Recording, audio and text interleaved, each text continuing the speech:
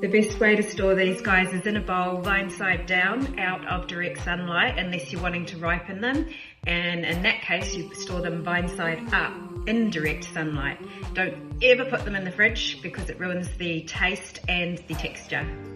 I found that there's a couple of ways to store lettuce, and I'm going to show you both of them, and I will report back to you at a later date which one kept the lettuce for longest.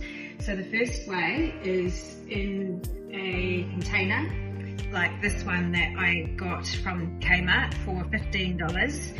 If you do get one, just check it's got both its little click-clack things. I didn't, mine hasn't, and I throw my receipt away.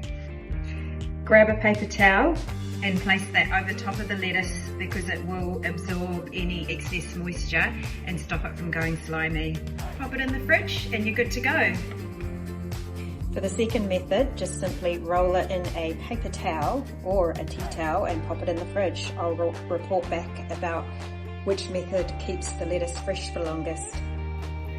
Don't store fruit and vegetables in the same place because fruit releases a gas that causes everything to spoil a lot quicker. This one surprised me. Don't store those two together or they spoil a lot quicker as well. Now it's these guys' turn. So I've tried a couple of things with these. Storing them directly in the fridge doesn't work because they don't last as long. They go rubbery and lose their crispness and just turn horrible. I also tried storing them in an airtight container and I found that they just went slimy.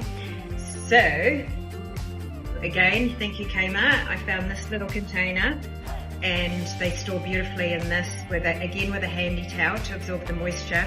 And this container's got these little aeration valves, so if you just leave one or two of them open so they can breathe, they will stay crisp and fresh for longer.